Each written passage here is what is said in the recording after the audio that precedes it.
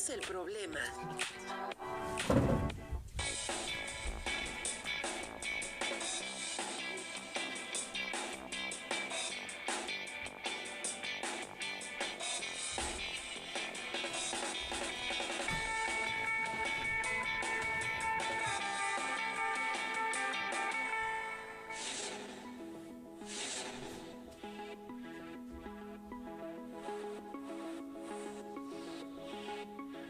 Bien, para iniciar, el germinado deberá elegir semillas secas. Se sugiere emplear semillas de trigo, linaza, lentejas, entre otras. Tengo de lenteja. Paso 2. Deben colocar las semillas secas en agua, cubriéndolas por completo en un recipiente. Las semillas deberán permanecer sumergidas en agua durante 24 horas. Hagámoslo. Colocamos semillas y colocamos agua. Listo. Bien, ahora debo dejar esto durante un día completo. ¿Qué haces? Que te veo muy concentrado, Enrique. Haciendo un germinado, siguiendo este instructivo. Mira, te lo muestro.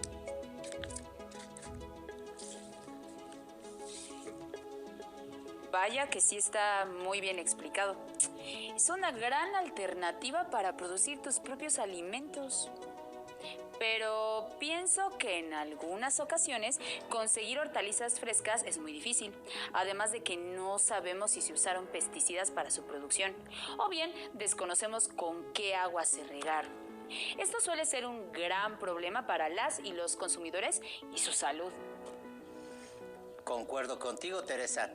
Antes de seguir, ¿qué te parece si damos inicio a la sesión? De acuerdo, Enrique. ¿Cómo están, alumnas y alumnos? Soy la profesora Teresa Valencia Islas. En esta sesión me acompaña el profesor Elías Enrique Rull Esparza. Les damos la más cordial bienvenida a una nueva sesión de Aprende en Casa de la asignatura Tecnología Primer Grado. Queremos recordarles que deben mantener sus hábitos de limpieza para el cuidado de su salud y de la de los demás, por lo que es necesario lavarse las manos al menos durante 20 segundos cada vez que lo hagan, así como mantener su sana distancia y usar el estornudo de etiqueta. ¿Qué veremos en esta sesión? Identificaremos una necesidad. Reflexionaremos sobre por qué no se puede satisfacer esa necesidad. Reconoceremos lo que impide satisfacerla. Identificaremos un problema técnico. Lo delimitaremos y al hacerlo consideraremos en los contextos social y natural.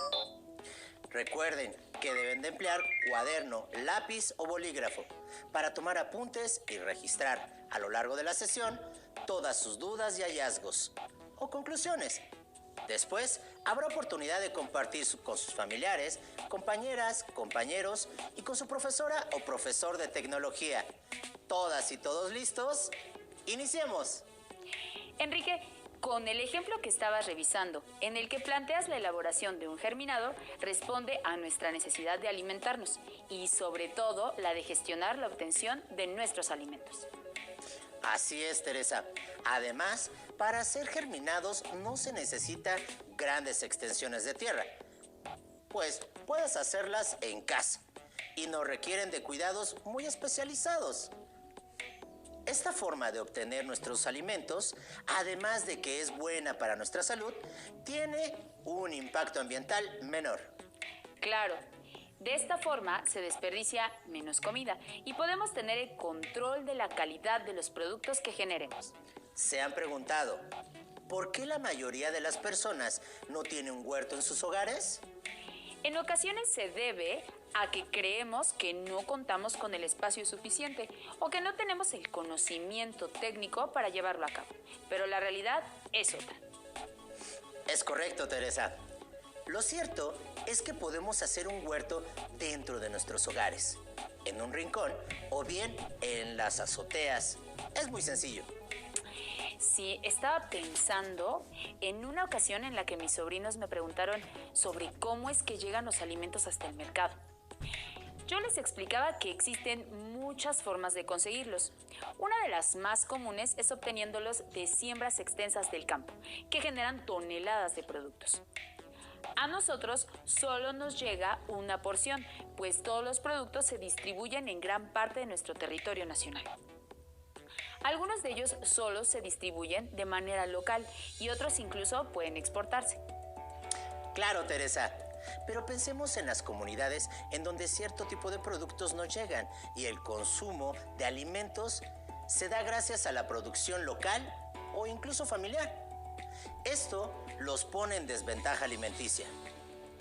Me surge la pregunta, ¿cómo es que pueden tener acceso a una diversidad de alimentos? Formular preguntas como la que acabas de hacer, Enrique, sobre la necesidad o necesidades que pudiéramos observar es lo que nos ayuda a plantearnos un problema. Un problema quizá es que no contamos con el espacio suficiente para policultivos o que el clima no permite que se puedan sembrar determinadas especies. Mira, traje este mapa. Vamos a observarlo. Veamos. Habla sobre la biodiversidad en México. En él podemos ver que la vegetación, la flora y fauna son distintas en el norte que en el sur del país.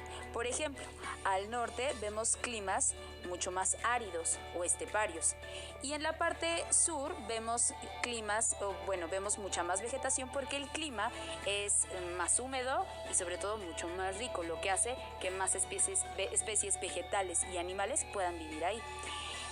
Las especies se adaptan de acuerdo al clima que tiene las regiones. Por ejemplo, en la zona norte tenemos animales, pueden ser reptiles y algún tipo de vegetación pues pueden ser cactáceas o distintas plantas que tienen espinas.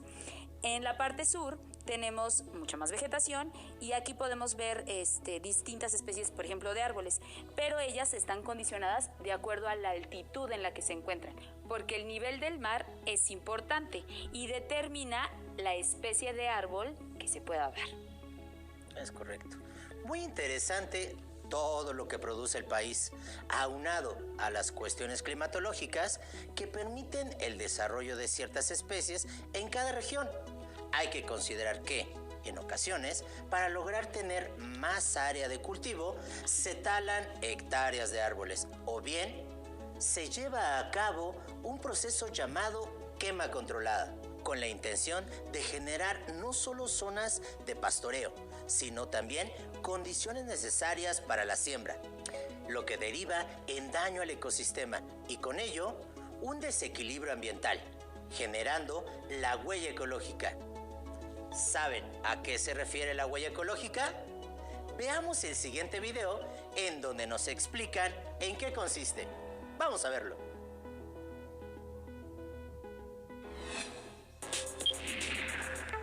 La huella ecológica es un indicador que calcula cuánta superficie terrestre y marina se requiere para producir y absorber lo que consume y desecha una persona. Con ello, se conoce el impacto de la sociedad en el medio ambiente. Los seres humanos consumimos más de lo que la Tierra es capaz de proveer, asimilar y regenerar. Y parte del problema se debe al consumismo. Las grandes empresas estimulan el consumo acelerado a través de la obsolescencia programada, es decir, cuando disponen de antemano el fin de la vida útil de un producto o servicio, para comprometer al consumidor a renovarlo periódicamente.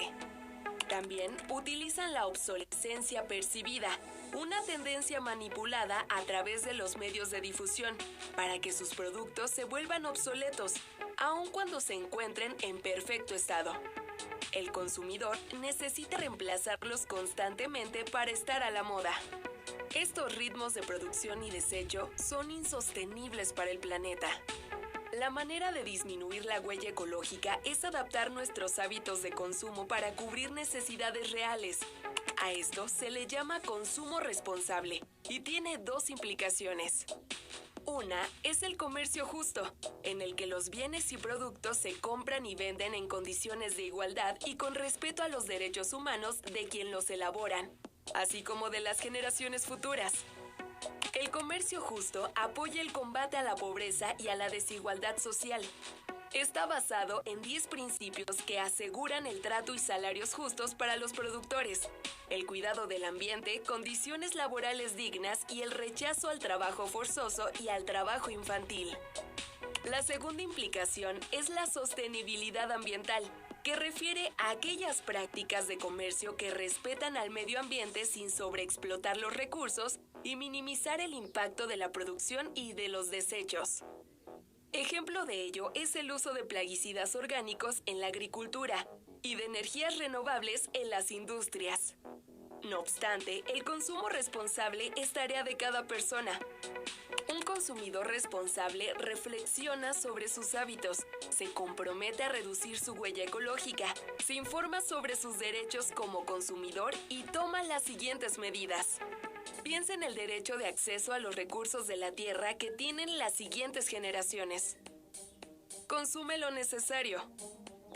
Se informa de los procesos de producción, distribución, consumo y desecho de lo que compra y considera su impacto ambiental. Consume productos y servicios derivados del comercio justo.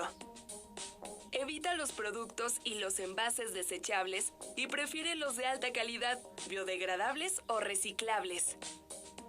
Reduce la cantidad de residuos que genera, reutiliza los que puede y separa y desecha correctamente los que no.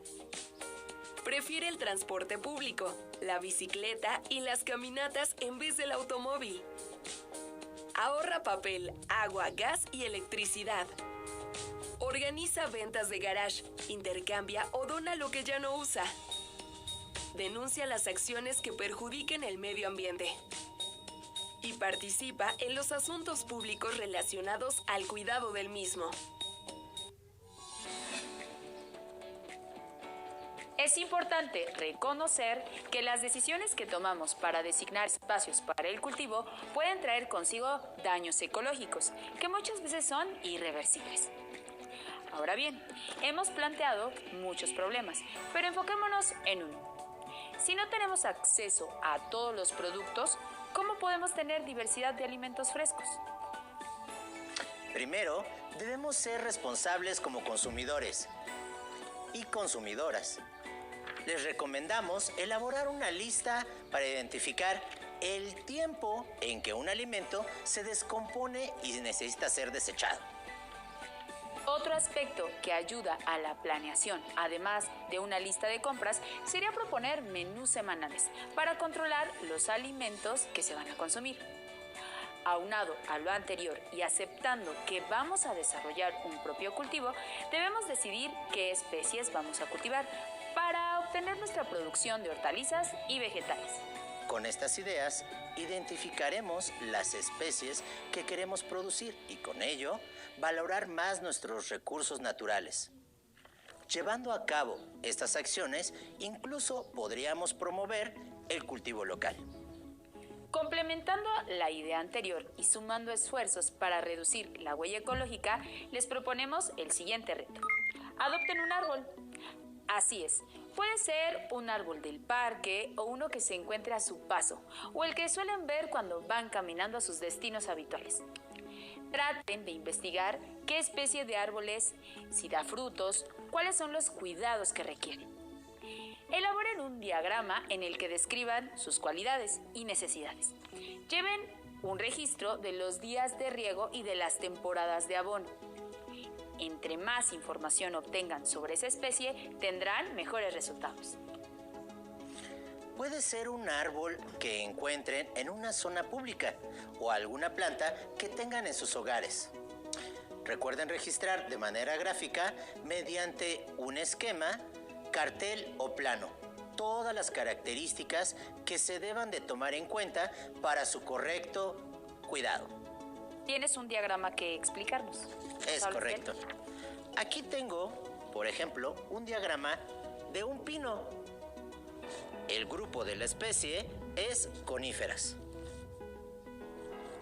Aquí, si se dan cuenta, tiene que estar a una altura entre los 2.000 y 3.500 metros sobre el nivel del mar.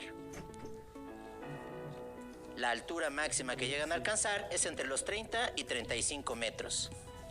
Es maderable, es decir, es un árbol que se utiliza para hacer algunos objetos con él. Se da en el centro y en el sur. Su pH es ácido y se da en climas fríos y húmedos. Y observen, aquí dejamos espacio. ¿Para qué? Podemos colocar cada cuándo lo vamos a regar, cuándo lo regamos, cuándo se deshoja, cuándo vuelve a florecer y cualquier otra idea que ustedes tengan. Además, tenemos que considerar que el cuidado que nosotros les damos a las plantas no lo es todo, ya que existen especies de animales e insectos que también intervienen, por ejemplo, en la polinización. Tal es el caso de las abejas.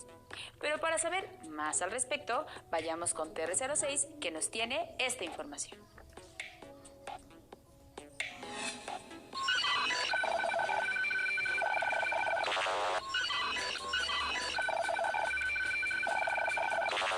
¿Cómo están, alumnas y alumnos? Hablemos de las abejas. En esta ocasión vamos a hablar de una especie animal muy importante para el equilibrio del medio ambiente, la abeja. Las 20.000 especies de abejas que existen han habitado la Tierra por millones de años. Sus colores varían según la especie. Hay verdes, naranjas, rojas, combinadas, hasta las de color amarillo con franjas negras, que son las más conocidas. Las abejas no solo producen miel, ellas también polinizan infinidad de tipos de flores. Si las abejas desaparecieran de la faz de la Tierra, se calcula que se extinguirían la mitad de las especies de plantas y con ellas una gran variedad de productos que consumen los seres humanos. Las abejas se encuentran en peligro de extinción debido a los efectos que producen las actividades del ser humano. Un ejemplo de ello es el cambio climático, que origina el incremento de la temperatura en el planeta, lo que hace que se retrasen las lluvias y la floración. Por esta razón, las abejas no tienen de qué alimentarse, por lo que tienen que migrar para buscar climas que sean más favorables a sus necesidades. Otro problema al que se enfrentan las abejas es al uso de agroquímicos en las plantaciones, como insecticidas, herbicidas, fungicidas y vitaminas que se le agregan al campo. Por eso es de suma importancia preservar en la medida de lo posible el estado natural de los ecosistemas y el campo. ¿Cómo podemos ayudar a las abejas? Sembrando plantas que favorezcan su alimentación, ya sea en el campo, jardines al aire libre, o bien en nuestros hogares sembrando en macetas plantas o hierbas como rosa, clavel, girasol, lavanda, romero, menta, entre otras. Alumnas y alumnos, los invitamos a investigar más al respecto y, de ser posible, siembren en sus hogares algunas de estas especies. Hasta la próxima.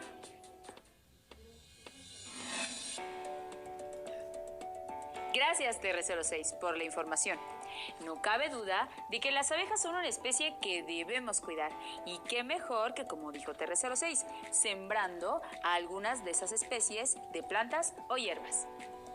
De esta forma nos beneficiamos todas, todos, incluidas las abejas. Espera, Teresa.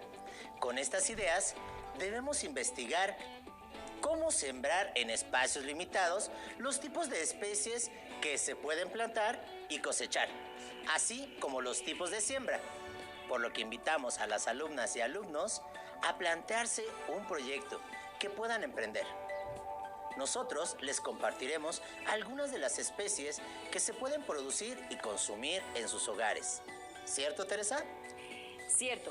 Las especies más comunes que podemos cultivar en casa son zanahoria, pepino, pimientos, ajo, tomate rojo y verde, calabacines, fresas, limones, perejil, epazote, germinados, romero, cebollas, aguacate, cilantro, lechugas, apio, entre otras especies.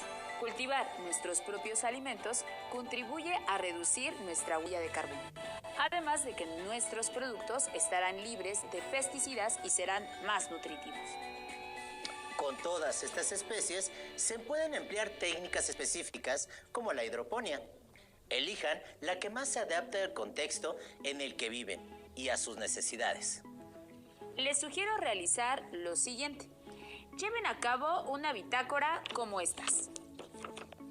En ella deben colocar el tipo de especie que plantaron, cuándo fue que realizaron la plantación y designen un espacio para colocar los días en los que deben regar su planta.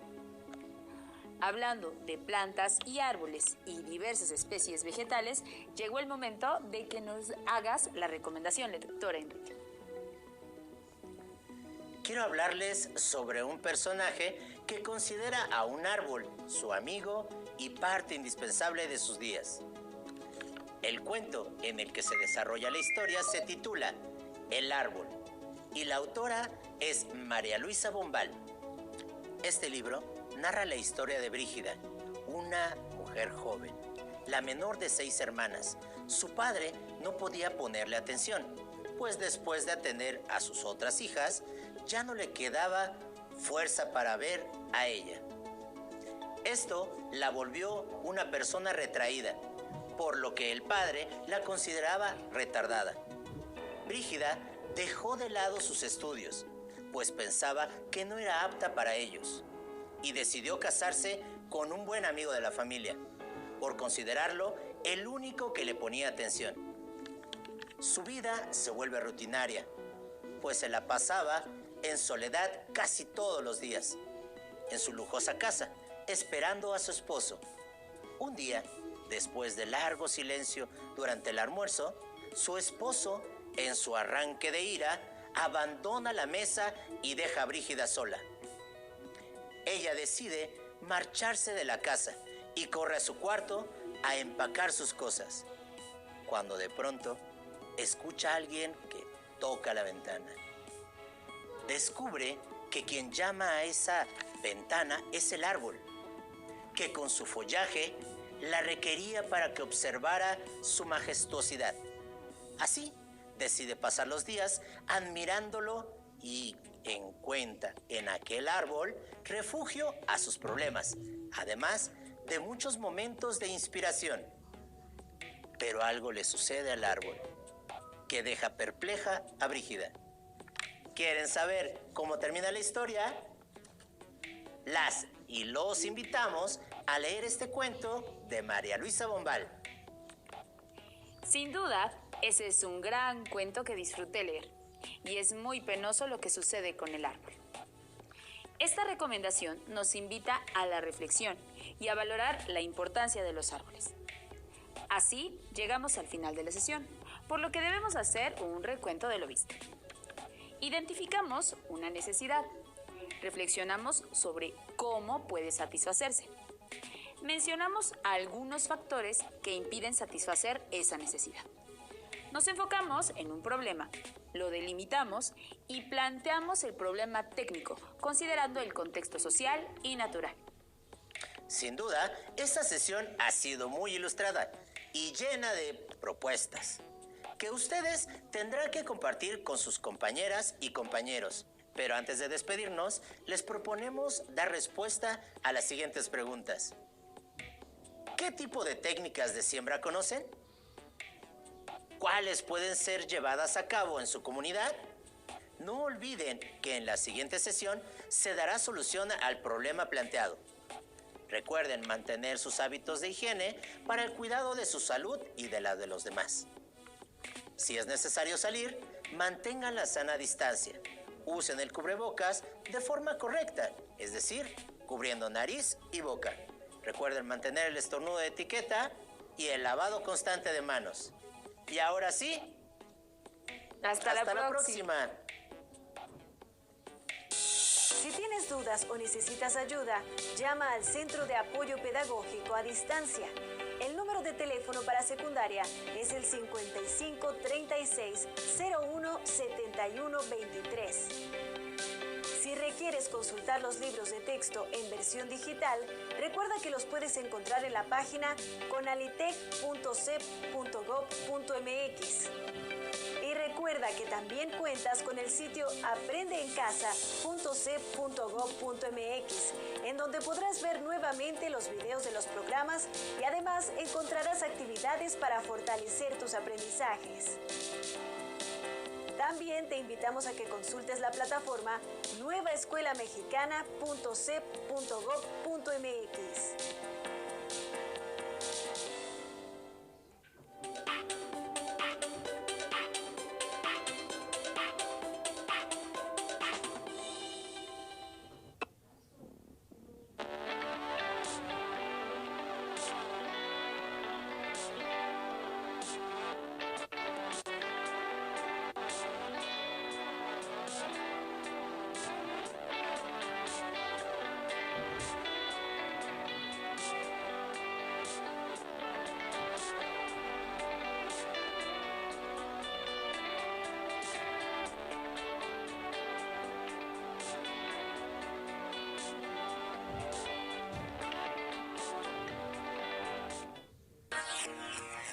Suma Minutos pueden hacer pausas activas mientras están en clases. Son ejercicios que les ayudan a mejorar la atención y a tener un mejor aprovechamiento escolar.